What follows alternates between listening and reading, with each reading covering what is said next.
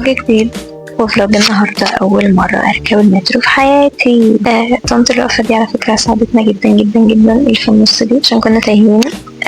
رحنا القلعة، يعني أول مرة برضه أروح القلعة. ركبنا الطفطف عشان الجو حر قوي إن احنا نمشي كل ده، وبالذات إن احنا مش عارفين الجامع اللي فيه البحث الميداني، وانتم مش عارفين أنا كنت رايحة عشان عندي بحث ميداني في القلعة. معرفش الجامع اللي عندي في البحث ده فين بالظبط في القلعة.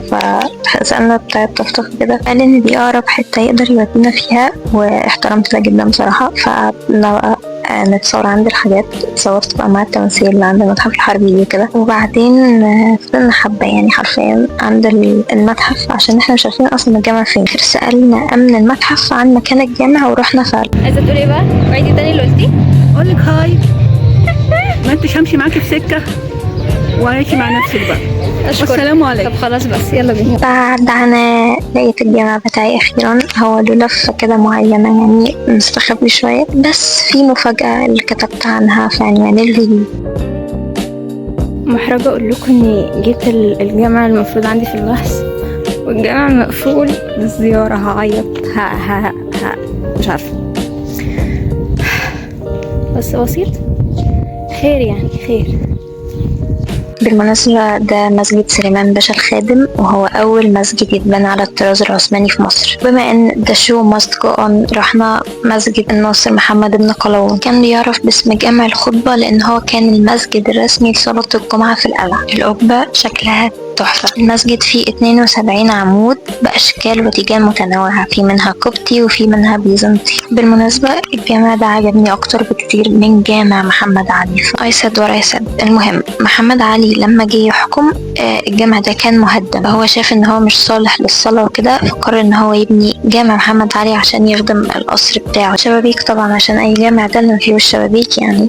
والمشكلة دي انا بجد بحب شكلها جدا جدا جدا، والسقف وكل حاجة بجد في الجامع ده حلوة جدا، وكنت عايزة اقضي وقت اكتر بكتير كمان فيه. المحاريب بقى هما 3 محاريب مكسوة بالرخام الملون والمطعم بالصدف، واكبرهم واعمقهم المحراب الرئيسي. لو شايفين بقى المقرنصات دي اسمها مقرنصات عشان المبنى بيكون مربع وعايزينه مثلا يطلع بطريقة دائرية، فبنعمل دي عشان تبقى نقلة تدويرة بتاعة السطح من فوق، ان هي يبقى ايه نص دايرة او قبة او كده. دي بقى مناظر او لقطات بمعنى اصح مختلفة للمحاريب. هما بيكونوا 3 اغلب الوقت، بيكون المحراب الرئيسي 2 سوريين كده، يعني ان هو يكونوا بشكل يد بشكل جمالي يعني. نروح بقى للمنبر. المنبر خشب مطعم بعاج وصدف، بس هو منبر حديث يعني اتعمل سنة 1949 على طراز مملوكي، مش ده اللي كان اصلا في الجامع يعني من الاول.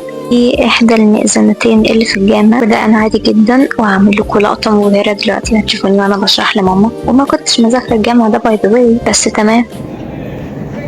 بصي دي اسمها محاريب، يعني ايه اللي هي منظر وخلاص، لكن المحراب اللي هو ده اللي هو اللي جوه ده انتي ما شفتيهوش من النص. اللي في النص ده اللي كان الراجل بيقف فيه، ده بقى هو المحراب اللي بيردد الصوت. ماشي.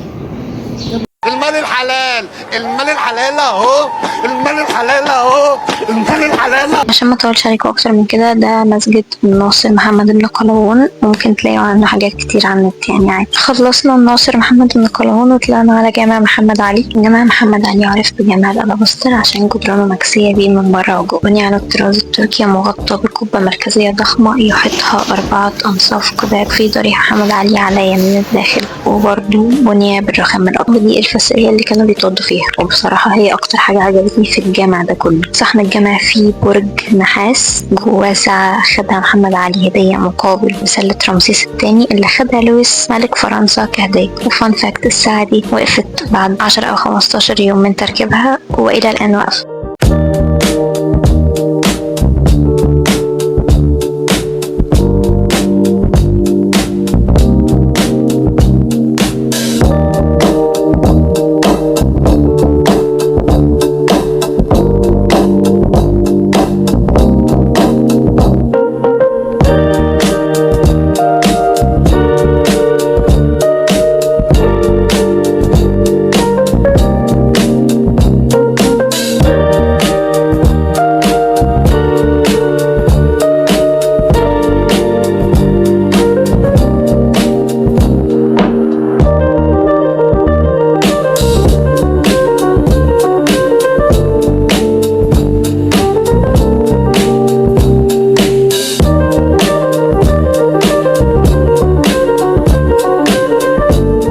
ده الضريح بتاع محمد علي، وبجد مش محتاجة اقول حتى الضريح دراماتيك قد ايه، يعني بجد كل حاجة معمولة بطريقة دراماتيك جدا. ما عجبنيش الجامع ده انا بصراحة، بجد حسيته لا يعني تو ماتش.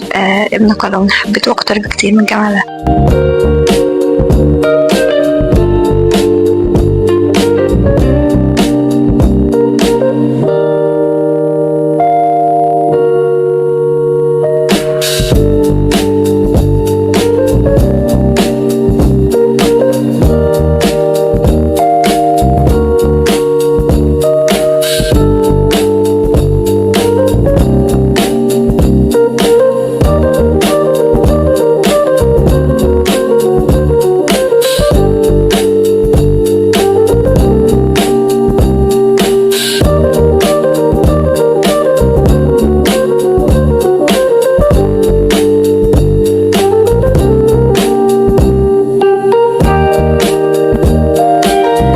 باين جدا ان هو حاجة واو، وانا اول ما دخلت انبهرت، بس في نفس الوقت حسيت انه الشعب ما كانش متعلم، الناس كانت جاهلة، فحسيت انه مش عارفة، ما اكتفيت بقى. بس بعد ما لفيت في الجامعة وصورت وكده طلعنا برا وشفنا القاهرة من فوق. بصراحة دي اجمل لقطة اليوم كله، ان احنا نبقى فوق كده شفنا القاهرة وقعدنا وتصورنا وعملنا فعاليات. فدي من ألذ الحاجات اللي انا عملتها يعني لحد دلوقتي.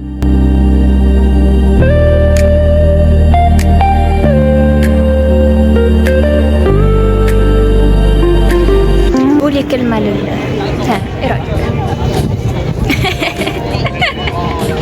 ايه رأيك في القاهرة؟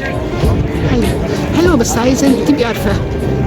ما انت لازم تعملي العبث اللي احنا فيه عشان تعرفيها. عايزة تبقى عارفاها، ما هو ده اللي غرض ان احنا جايين عشان نعرف احنا رايحين فين جايين منين. عيب الشمس بقى ان الواحد مش شايف وشه. ايوه مش شايفة حاجة خالص. قولي كلمة للفلوج. كلمة ايه؟ للفلوج. قولي اي حاجة. بس يعني ايه، اتمنى ان انت تكوني سعيدة. قال لك اخسر مطلع لك. اي خدمة يعني. وركبنا الطفطف تاني عشان نمشي، واي مكان سياحي عامة بحب اروح وبحب اركب الطفطف، هايلي ريكومند. بعدين طلعنا من القلعة وركبنا ميكروباص عشان يودينا الموقف. رحنا ركبنا من موقف السلام، دي حتة كده كانت خضرا فقلت واي نوت وقعدت اصورها. وبكده الفلوج يكون خلص، يا رب تكونوا اتبسطتوا ويا رب يكون الفلوج عجبكم. قولوا لي ايه اكتر مكان سياحي بتحبوه في مصر في العموم، وايه اكتر مكان نفسكم تزوروه. ما تنسوش تعملوا سبسكرايب ولايك وكومنت. باي.